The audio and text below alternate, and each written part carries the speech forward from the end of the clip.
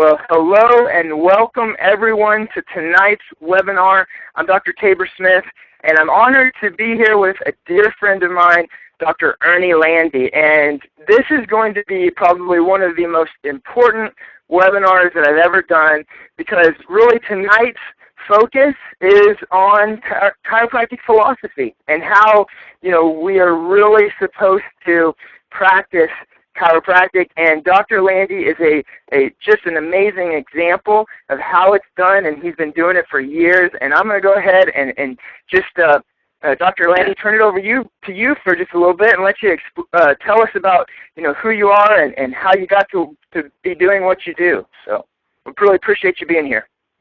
All right, thanks, Tabor. I appreciate you having me here. My thing goes back to my very first 3 hours in chiropractic school was with Reggie Gold, and he had a message to say, and I latched onto it. And Reggie, how we became very close is Reggie had a car accident coming down from Spring Valley to New York City, where the school was, Columbia Institute of Chiropractic, and he lived north, I lived south. So he says, anybody going north and to take me home so I don't have to wait and get on a bus. So I raised my hand. Even though I wasn't going that way, I latched onto it. And for 2 years, 3 times a week, I drove Reggie Gold home and learned a lot. I asked him a question in the car, and you know what? I just shut up and listened. And Reggie was a big mentor of mine for many, many years. I practiced in the county that he practiced in because he brought me up there. And to cut corners a little bit, Reggie, we started Sherman College in 1973, and I was one of the founders and the regents in there, and we had to get Reggie down to the school, and he had 2 young fellows working for him who were just out of school, couldn't afford to buy his practice. I got the latch on that I bought his practice, but actually it's not the way it was. What happened is I bought his house, and the practice, he sort of gave it to me, but he was seeing about 2,100 visits a week, and the 2 kids, when they went out on their own, they took half the practice with them, so whatever was left with Reggie, and at that time I was seeing about 700 people a week, 720 people a week, and they all came up to my practice. So if you want to build a practice over a weekend, latch on and get 1,000 visits already given to you, and 700, it was 1,700 visits a week in one weekend. And it was just because I wasn't prepared for it. But that's what happened, and we got Reggie down to the school. Then as we being taught by Reggie and educating the public and the patients and et cetera, and we built that practice up, and from 1973 to 1993 to well over 2,400 patient visits a week by myself, had no other help. Wow. And we were just adjusting people. The rooms were filled, the hallways were filled, kids were running up and down. It was a great, great time. At that time, there was no insurance, and we practiced with what we called GPC, God, Patient, and Chiropractic, and we had a box on the wall, and we had people pay what they can afford for their families and everything, and it worked out pretty good. We had the largest house and office in the whole county without charging a fee, but then things changed, and the insurance bit came into it, and patients were so nice. They said, take insurance, you'll get more money and all. But that wasn't my deal. My deal, as taught by me and my other mentors, was that chiropractic is important, and we wanted to continue seeing people to get as much care as they possibly needed and could afford to do. So we kept on that for a long, long, long time, and we never went into the insurance bit. In New York now, at that time, you had to take workers' comp and no fault. That was just a law. So that's a little bit of that we had. And my Medicare patients, I try to help them out because most of them are on a fixed income. So we take a little bit of Medicare, but most of it now is I'd say, is 90% cash. And going along, Reggie taught me a lot with with chiropractic is the education format of chiropractic.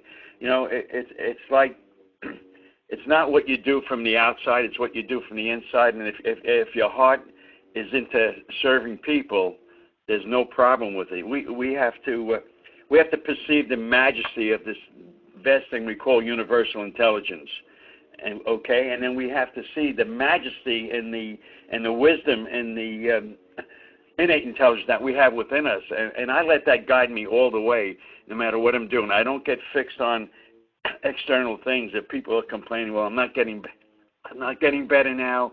I'm not responding now, and it's time and repetition. If you know the philosophy and the why, you'll know how to tell them the reason why things are happening like that. And we got to teach them the tragedy of this thing called the vertebral subluxation. 90% of these nerves in our body are not sensory nerves. And what happens with that is these sensory nerves don't perform pain. We don't adjust pain. Okay, we adjust vertebral subluxations, and that's what we have to get through to the people. Think of the beauty and poetry of the chiropractic adjustment when you release that pressure. And you have to leave it up to nature to do its job, not when you think it should be done, but when nature's ready. Time and repetition. Everybody's different. 10 people, same problem, all responses differently. So you got to think really of what you can do with these two hands, but you got to have the why. You got to have the reasoning behind it on, how to do this. These two hands that you have, you carry with you all the time. Just think of what you do. You make the lame walk. You make the blind see. You make the dumb speak. You make the deaf hear. Think of that, and this is what happens. But you have to have a reason. DD and BJ many years ago set a hub for us of what chiropractic really is and how it should be. And off that hub came many different things or ways of chiropractic. There are different kinds of chiropractic ways of practicing in this country. And it went away from what DD and BJ had, and everybody was trying to get together on the outside of that hub, on those spokes, and they were trying to be tolerated rather than respected by what DD and BJ taught. See, I stuck to my guns wholeheartedly, and with the chiropractic, yes, and I had to face things where people weren't responding when they thought they should have responded, but my philosophy was strong. My philosophy was that nature just needs time and repetition, and I just stuck to that and never vetoed from it at all. I just wanted to be perfect with it. You see, the principle in 1895 and today is the same. It's just missing in action. I was given a talk in Canada many years ago. I guess it was 15, 18 years ago, and I walked up the stairs because I wanted to hear the speaker before me. And I walked into the room. I saw a sign that said doctor's meeting, and I made a right into the meeting, and it was a medical doctor's meeting. And on the stage was this fellow by the name of Dr. Marinas. He was a historian for the medical profession, and he said, you strip the chiropractor of his philosophy, and you take away his uniqueness and probably his future. And I said, wow, that's just the whole thing. And that's what I saw was happening in chiropractic. I was in the wrong room. The chiropractic meeting was across the hall. But if you don't have your philosophy and a hospital up the corner from you starts to give adjustments or manipulations, as they call them, what more do we as chiropractors have to offer them? So the philosophy is very, very important on the why and how you do things. Well, how long have you been practicing, Dr. Landy? I'm practicing since 1968, 45 years. And I'm still going strong. And the reason I go to a lot of meetings that you do, Tabor, and the whole thing is because if I'm going to practice this long, I got to fit in with the new age people, like the actors, yourself, and Zano, and a lot of other people that are pushing the principle. And so that's why I keep going to these seminars, and Dr. Fred DiDomenico. I'm still learning how to communicate with people through him. So it's a lot of different things. And I'm like you. I'm always at all the seminars. I think we spoke several times without meeting one another, and we met at Yacta's boot camp that last summer, I think. Yes, sir. Yep. One thing that I am extremely, extremely blessed to be able to hang out with or be around or be even, associated with some of those names, with you and Zano and Yacta, to even just be around those guys every once in a while. It's a huge blessing. And what I've seen from, just like you with Reggie Gold, like every time I get around someone like you, is I just want to absorb that wisdom, like every bit of it. And what I've seen from doing that is just like you're doing right now on the cell phone call, is you are extremely confident in the philosophy. And, a lot of people, I think, and I'm guilty of this when I first started with, I see these guys who have big clinics, and I see them probably have big incomes, and I think that maybe that was their motivation, that they wanted to grow this big practice so that they could make all this money and drive these fancy cars and all this stuff, and that's what I wanted to. But then the more I hang out with you guys, is I see that that wasn't the driving force at all. Like every one of those guys and those big names, they had a why, just like you touched on. You already shared it. You got to have the why. They have the strongest philosophy and the strongest why, and they would be doing what they do even if they didn't make any money from it. Well, that's the whole thing. With all that service and everything that happens, all that stuff comes anyway. And, because it's just a reward and fulfilling to us for doing what we're supposed to do and the energy that goes out.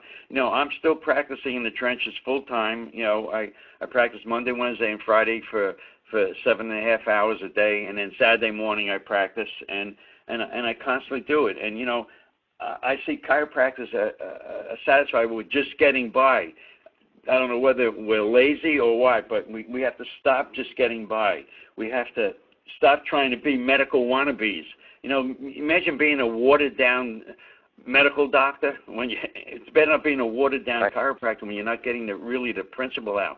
Chiropractic is so simple, it's hard to believe. A hard bone on a soft nerve irritating it, and sometimes, subluxations don't cause pain. They cause diseases, and when 90% of the nervous system is not functioning at a sensory level, what's going to happen is people are going to walk around with problems that they don't even know they have because we didn't get the proper message out to them and make them understand how this body actually works.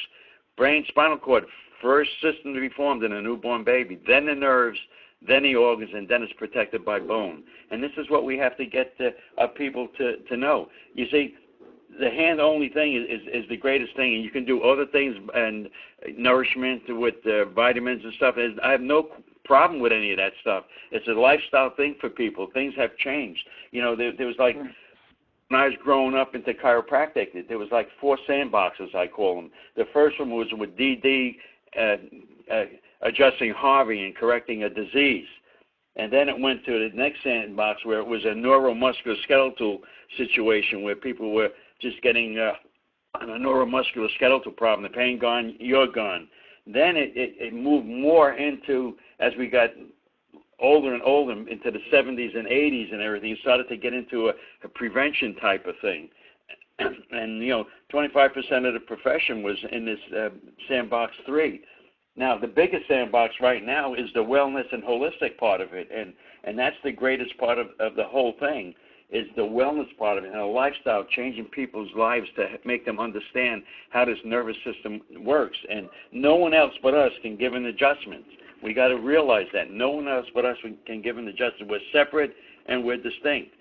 I laugh at this thing. I was reading in Chiropractic Economics, and one of the advertisements in there was about how to straighten your back and hold your posture up, and it was actually selling bras to chiropractic.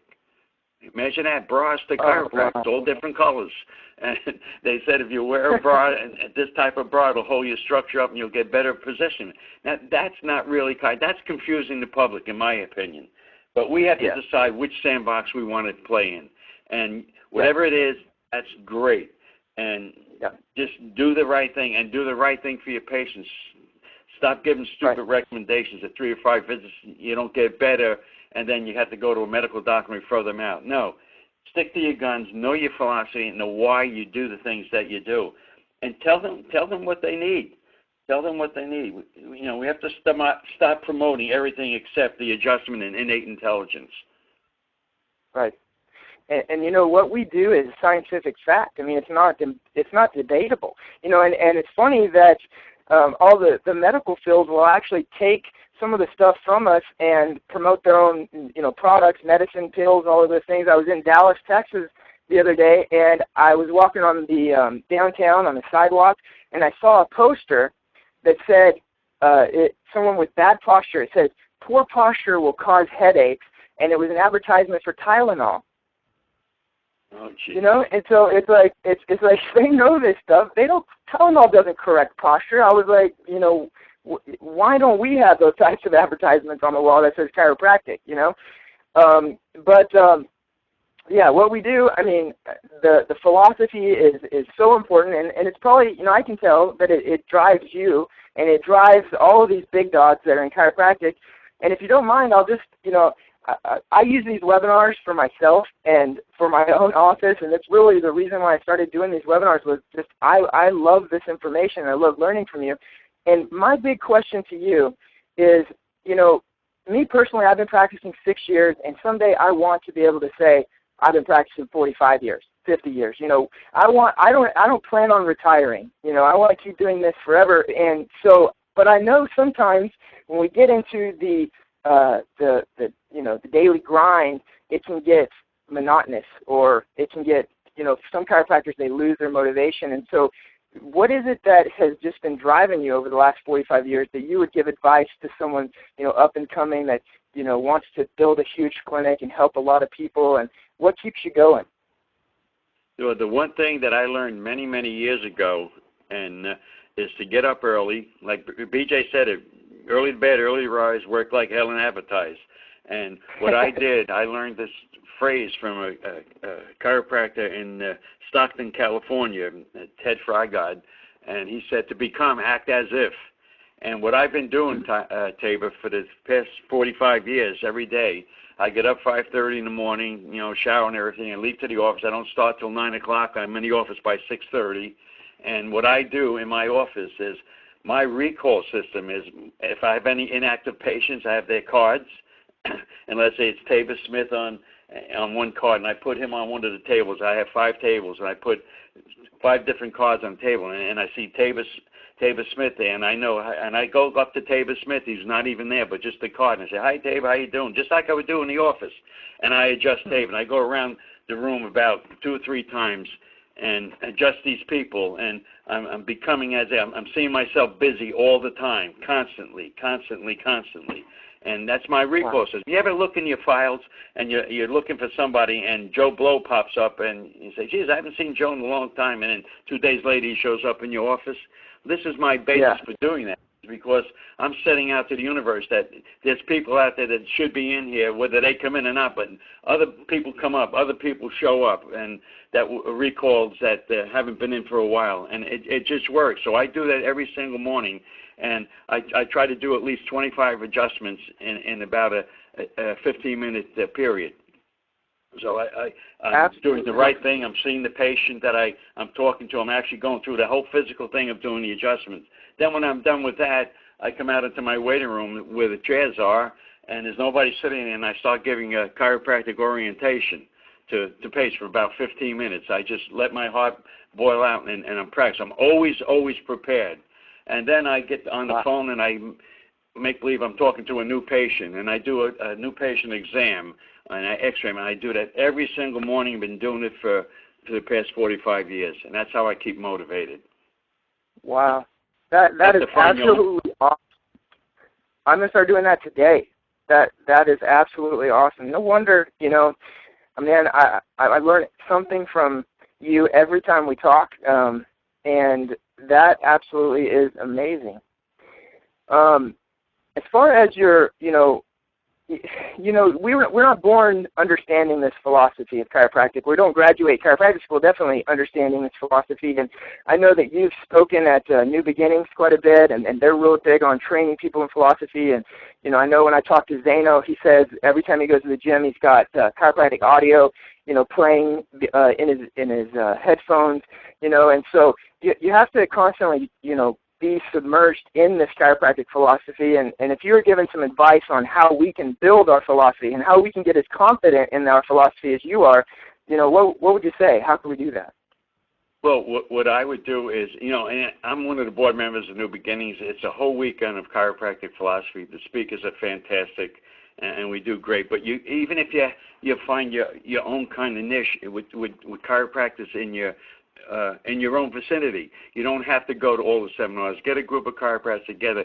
Get the green books, take a topic and discuss it, and you'd be surprised how the things come out of your own head. But you have to start somewhere, and that's the starting point. They have Bands of Brothers, they have Epoch, they have the New Beginnings, they have the DE is still going on a little bit. I understand now too. But the main thing is you got to be a Marine and make your people out there your mission. And that mission is to get them well and educate them on the proper way of doing it. So I would form a group of chiropractors and have your own Band of Brothers, have your own Epoch thing, and discuss, read the green books, take a green book thing, even Stevenson, start with Stevenson's, because at the end of Stevenson's, each chapter are questions you can ask, and you can take that from a starting point. We have, in my office, we call it the Green Book Society, and we meet once a month, and either at my office or at my house, depending on how many people are coming, and we discuss just chiropractic, but we do that constantly. When I was in chiropractic at a young age, we used to go to meetings every week. There was a Wednesday night meeting, and Reggie Gold was having his meetings once a month. We used to go up once a month up to Derry, New Hampshire, which from my office up there was a 4-hour ride. So we'd leave Friday night at 7 o'clock and get up there. It was an all-night thing, and we'd get up there about 11:30 at night, and the philosophy was still going on. Stay till about 3 or 4 in the morning and leave to come back home to practice on Saturday. But we went all over to learn this, and, wow. And the reason we went up to Derry is because the Bain brothers, I don't know if you ever heard of them. They're long gone, but the Bain brothers were 4 brothers that saw between 10 and 12,000 visits a week at their office up in Derry, New Hampshire. They were so busy that they clogged up the town from their haberdashers and the businesses in town. There was no parking, and they were losing business. So what they did is they all chipped in and bought a piece of land and built a clinic for the Bain brothers to get them out of the town. And gave it to free. Isn't that something? But they saw, each one of them saw about 450, 500 people a day, and they practiced 6 days a week. And I can remember Bill saying to me, come on up and see my clinic. And I went up there. Bill was a fantastic speaker. He was one of BJ's right-hand men at one time. And I went up there, and he says to me, do you know how to take cervical x-rays? Because they already practice up a cervical. And I said, yeah. He says, well, I have a few. He was a kibitzer. He says, I have a few new patients coming today. Would you mind x-raying them for me? I said, no, not at all. And he says, well, here they are right now. There's a busload of people coming all the way down from Maine into Massachusetts, New Hampshire, and it was 80 people, 80 new patients in one day on a Saturday morning, and I x-rayed all of them. Oh, my God. That's amazing. They did in those days because of the philosophy. They had a message, and they got sick people well. That's whose job it is. It's our job. We have that knowledge, so we have to take the responsibility. We have to dream our dream, make it a prayer to the universe, okay? Yeah. And we make form another ladder, make the top rung our ladder. That's what we got to do. Right. Absolutely. Oh, man. No question that the science is important when it comes to chiropractic, but, obviously, for people who want to, reach more people, be more successful, build their practice, I think it's safe to say that it's the philosophy that helps grow that. You just look at the most successful chiropractors on the planet right now, and almost every one of them came from New Beginnings, DE, these places where they were just bathed in the chiropractic philosophy. So, I really want to go ahead. I was just going to say that the science is great, but philosophy always comes first, then the science follows. That's how it works, even with today medical profession. The philosophy, there's something behind it first that they start to find the science that it follows. So the philosophy is the important thing, and you can't have science without the philosophy. There has to be a reason why you're doing it. Absolutely. Well, Dr. Landy, I just want to thank you so much for giving us your time today and sharing your wisdom with us. And man, it fired me up. I'm ready to practice. I got people coming in this afternoon, and I'm going to be on point and on fire this afternoon. And I really appreciate that. Anything else you want to say or want to close with? Just that there's, the chiropractor sells care, and the care runs out, but the principle lasts forever, okay? We need to teach it, we need to live it, and that's the magic bullet. That is good.